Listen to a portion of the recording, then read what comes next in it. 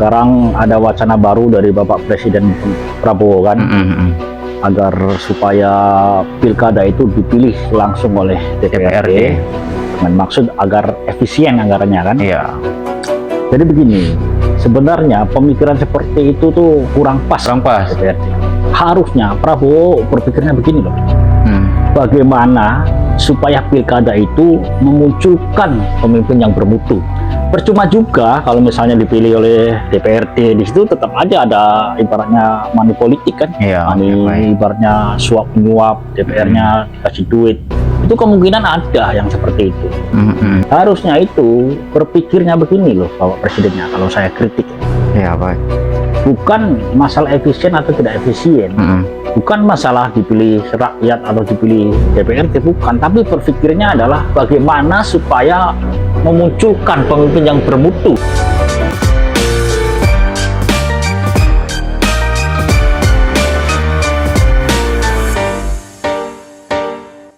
Assalamualaikum warahmatullahi wabarakatuh. Salam akal sehat. Oke guys, kita jumpa lagi bersama saya Komarudin di channel Dulur Official, channel yang bertujuan untuk mencerdaskan anak bangsa. Baik, untuk pembahasan kita kali ini kita akan membahas mengenai calon pilkada. Menurut Presiden Prabowo, pilkada ini biayanya terlalu tinggi. Maka dari itu, Prabowo menyarankan pilkada ini dipilih langsung oleh DPRD agar bisa lebih menghemat anggaran. Apakah rencana Prabowo ini efisien? Maka dari itu kita akan membahasnya bersama narasumber kita, Abdul Rozak. Oke guys, tapi sebelum kita ke pembahasan, jangan lupa subscribe, like, dan komen agar kami lebih semangat lagi untuk membuat video-video selanjutnya. Baik, Bang Rozak, kita langsung saja ke pembahasannya. Menurut pendapat Anda, apakah efektif kalau pilkada dipilih oleh DPRD? Baik, Assalamualaikum warahmatullahi wabarakatuh. Waalaikumsalam. Bismillahirrahmanirrahim. Sekarang ada wacana baru dari Bapak Presiden Prabowo kan, agar supaya pilkada itu dipilih langsung oleh DPRD. Dengan maksud agar efisien anggarannya kan. Iya. Jadi begini, sebenarnya pemikiran seperti itu tuh kurang pas sebenarnya. Harus dipilih langsung oleh Anda kurang pas DPRD. Harusnya Prabowo berpikirnya begini loh. Bagaimana supaya pilkada itu memunculkan pemimpin yang bermutu. Itu loh. Pikiran yang benar itu loh.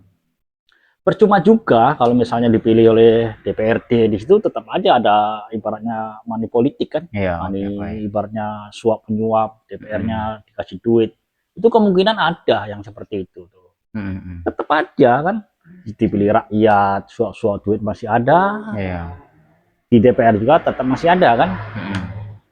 Jadi percuma juga kalau misalnya dipilih DPRD, tapi yang muncul itu pemimpin yang tidak bermutu, yang masih mementingkan diri sendiri, mementingkan kelompok kan.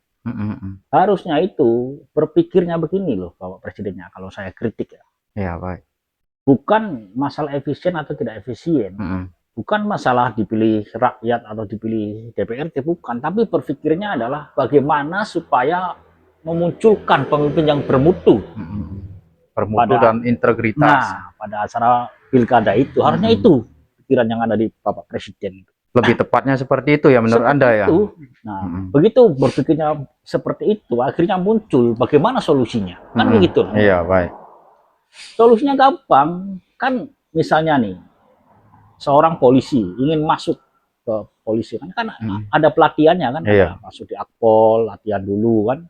Tentara juga begitu kan, ada latihan. Semuanya ada proses lah. Ada proses, ada latihan lah. Iya, ada latihan. Bahkan menteri-menterinya Prabowo itu kan dibawa ke Magelang kan. Iya. Ada pelatihan biar cinta negeri, biar patriot kan, biar lebih cinta dengan negerinya daripada orang-orang asing kan. Di pelatihan itu penting, sama. Pilkada juga harusnya diberikan pelatihan.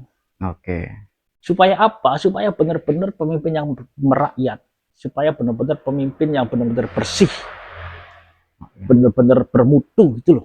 Lewat pelatihan. Sekarang program itu kan belum ada kan. Contoh Prabowo anggap karena di setiap partai kan ada pelatihan itu. Jadi menurut Prabowo mungkin sudah cukup pelatihan di dalam partai itu Nah, dapat memunculkan pemimpin-pemimpin yang berintegritas. tapi faktanya kan nggak ada yang seperti itu kan, muncul pemimpin yang bagus di pilkada itu kan, Ya, Pak. nggak ada. Coba begini loh, Mas Yukun, calon pemimpin itu kalau misalnya calon bupati atau gubernur misalnya kan, suruh diskusi dengan rakyat itu. Silakan rakyat yang ingin manggil, ingin debat, panggil, dikasih waktu 2 minggu. Tuh, pertama begitu. Yang kedua, pelatihan yang kedua, suruh pejabat itu merasakan hidup susah. Seperti orang sekolah kan ada kan pelatihan pramuka misalnya kan. Pramuka kan kita diajarkan untuk bertahan hidup di dalam keadaan susah loh. Sampai masak dengan kayu. Jadi menurut Anda calon pemimpin daerah pun harus seperti itu? Harus seperti itu. Karena apa? Karena secara psikologi, kalau orang itu biasa hidup enak, nggak ada kepekaan gitu. Kurang rasa empatinya. Kurang empatinya, kepekaan terhadap rakyat kecil, kurang. Karena dia dari kecil kan udah biasa enak. Jadi orang itu kadang dia baru merasakan kalau dia sendiri yang merasakan. Merasakan penderitaan rakyat kalau dia sendiri pernah merasakan gitu loh. Jadi bikin pelatihan yang kira-kira calon kepala daerah itu makan lauknya kerupuk misalnya. Makan lauknya hanya tempe saja, coba merasakan. Suruh masak pakai kayu. Iya kan, suruh dikejar-kejar utang misalnya. Begitu, ada pelatihan khusus biar dia merasakan, oh nggak enak ternyata makan lauknya kerupuk saja. Berarti rakyat juga merasakan semua seperti ini. Nah, bila perlu kasih nasi yang sudah basi, suruh makan. Kalau kelaparan tahu sendiri kan, kadang makannya ubi, nasi yang sudah basi masih tetap dimakan. Itu bikin pelatihan yang bagus. Jadi menurut Anda yang lebih tepatnya harusnya lebih bikin pelatihan untuk calon kepala daerah itu ya. Biar merasakan apa yang rakyat kecil rasakan. Oke, baik. Lalu menurut Anda, apakah benar pilkada dipilih DPR itu efisien anggarannya?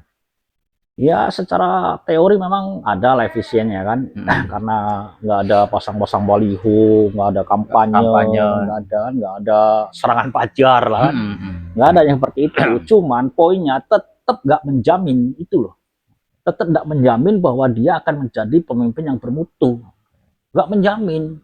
Coba kalau misalnya debat dengan rakyat misalnya, kan pemimpin itu kan pertama yang diuji itu kan adalah etikanya. Etikabilitasnya itu diuji sama masyarakat itu. Etikanya benar enggak orang ini? Setelah etika itu lulus, naik hal yang kedua. Intelektualitas. Cerdas enggak orang ini? Menghadapi masalah-masalah masyarakatnya.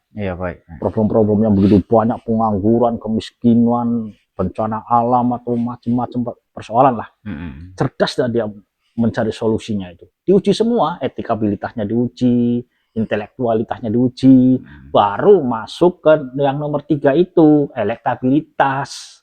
Sekarang kan terbalik kan, yang penting elektabilitas dulu. Akhirnya yang 2 unsur ini tidak diuji, kecerdasan tidak diuji, etika tidak diuji.